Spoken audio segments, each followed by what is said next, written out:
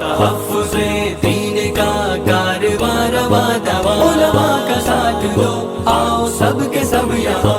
اردو زبان میں تقریر پیش کرنے کے لیے آ رہے ہیں خلیل الرحمن۔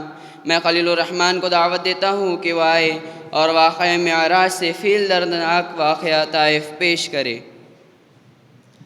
السلام علیکم ورحمۃ اللہ وبرکاتہ۔ الحمد للہ وکفى وسلام علی عباده الذین اصطفى، اما بعد۔ محترم حضرات، طائف کا سفر وہ تکلیف دہ سفر ہے جس سے آپ بہت زیادہ شکستہ خاطر غمزدہ ہوئے، تو اللہ تعالی نے اپنے محبوب صلی اللہ علیہ وسلم کی تسلی کی خاطر معراج کروائی ہے۔ اسی سفر طائف کی مختصر منظر کشی کرنے کی میں کوشش کر رہا ہوں۔ امید ہے کہ آپ حضرات بغور سماعت فرمائیں گے۔ سامعین اکرام، اہل مکہ کی مسلسل تکذیب اور ایذا رسانیوں سے دل برداشتہ ہو کر سن 10 نبوی میں حضور اکرم تاجدار مدینہ سرور کائنات سرکار دو عالم احمد مصطفیٰ محمد مجتبی صلی اللہ علیہ وسلم نے حضرت زید بن حارثہ کے ہمراہ طائف کا دعوتی سفر کیا۔ آپ کا یہ سفر اور اہل طائف کا آپ کے ساتھ بہیمانہ سلوک آپ کی زندگی کا وہ دردناک حصہ ہے جس کو سن کر ہر مومن کی آنکھیں اشکبار ہو جاتی ہے۔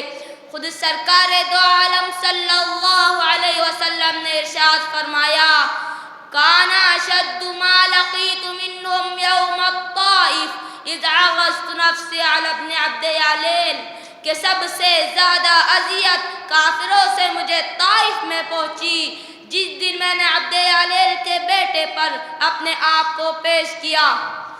ایک مرتبہ حضرت عائشہ صدیقہ رضی اللہ تعالی عنہا نے سوال کیا تھا کہ هل اتی علیک یوم کان اشد علیک من احد، کیا آپ پر احد سے زیادہ سخت دن بھی آیا؟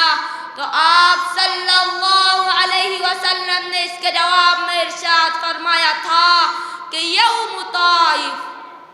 حضرات، آپ نے طائف کے سرداروں عبد یالیل، مسعود اور حبیب کو ایک اللہ کی دعوت دی۔ ایک نے کہا کہ جس کو سفر کرنے کے لیے ایک گدھی بھی میسر نہیں ہے، خدا کو اس کے سوا رسول بنانے کے لیے اور کوئی نہیں ملتا تھا۔ دوسرے نے کہا خدا نے کعبے کا پردہ چاک کرنے کے لیے تجھ کو نبی بنا کر بھیجا ہے، خدا کو اور کوئی نہیں ملا۔ تیسرے نے کہا اگر تم رسول ہو تو میں اس کا مستحق نہیں ہوں کہ تم سے بولوں، اور اگر نہیں ہو تو میری ذلت ہے کہ کسی جھوٹے سے بولوں۔ الغرض، رؤسائے طائف نے نہ صرف آپ کی دعوت کو قبول نہیں کیا بلکہ اوباشوں کو آپ کے پیچھے لگا دیا۔ وہ گالیاں بھی بکتے تھے اور تالیاں بھی پیٹتے تھے، پتھر تاک تاک کر پنڈلیوں پر مارتے تھے۔ جب سرکار دو عالم صلی اللہ علیہ وسلم نڈھال ہو جاتے اور زخموں کی تاب نہ لا کر گر پڑتے تو بستی کے لفنگے نوجوان حضور صلی اللہ علیہ وسلم کو دونوں بازوں سے پکڑ کر پھر کھڑا کر دیتے اور پھر وہی پتھر مارنے کا عمل دہراتے۔ اس طرح مارتے مارتے آپ کو وہاں تک لے گئے جہاں عقبہ اور شیبہ کا باغ تھا۔ شہر سے باہر آ کر حضرت زید بن حارثہ نے خون سے لت ہوئے جسم کو دھو دھا کر صاف کیا، سامنے کے ایک باغ میں کچھ آرام کرنے کے لیے پہنچایا جہاں زخموں سے خستہ و بے جان، بھوک اور پیاس سے نڈھال پردیسی مسافر کی مہمان نوازی انگور کے چند خوشوں سے کی گئی۔ یہ باغ طائف سے 3 میل کے فاصلے پر واقع تھا۔ جب سرکار دو عالم صلی اللہ علیہ وسلم نے یہاں پناہ لی تو بھیڑ واپس چلی گئی اور آپ ایک دیوار سے ٹیک لگا کر انگور کی بیل کے سائے میں بیٹھ گئے۔ قدر اطمینان ہوا تو وہ دعا فرمائی جو دعائے مستضعفین کے نام سے مشہور ہے۔ اس دعا کے ایک ایک فقرے سے اندازہ کیا جا سکتا ہے کہ طائف میں اس بدسلوکی سے دوچار ہونے کے بعد اور کسی ایک بھی شخص کے ایمان نہ لانے کی وجہ سے آپ کس قدر دل برداشت آتے اور آپ کے احساسات پر حزن، علم، غم و افسوس کا کس قدر غلبہ تھا۔ اس وقت آپ نے ایک ایسی تاریخی دعا فرمائی جس سے آپ کی نیاز مندی اور آہوازاری کے تمام نمونے بدرچہ کمال سامنے آتے ہیں۔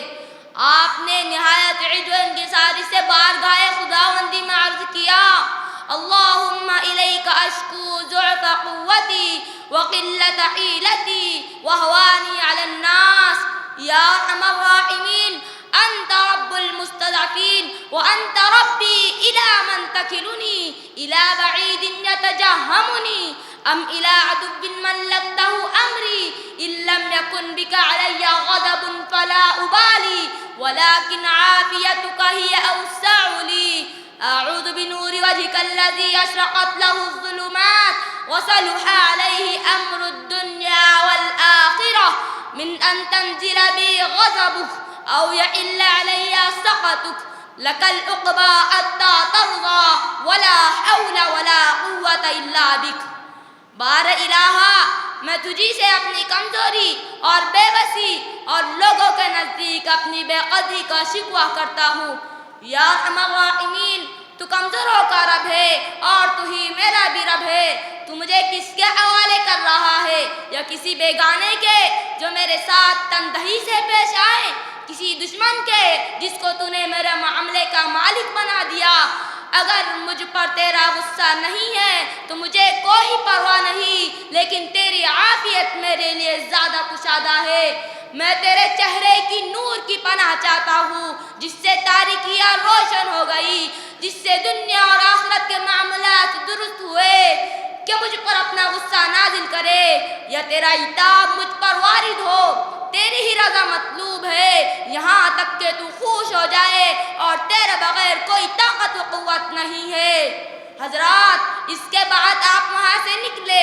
جب قرن المنازل نامی مقام پر پہنچے تو جبریل امین پہاڑوں کے فرشتے کے ہمراہ جلوہ فروز ہوئے اور فرمایا، اللہ تعالیٰ نے سن لیا اور دیکھ لیا، تم نے جو کچھ کہا اور لوگوں نے جو جواب دیا اور جو سلوک تمہارے ساتھ کیا۔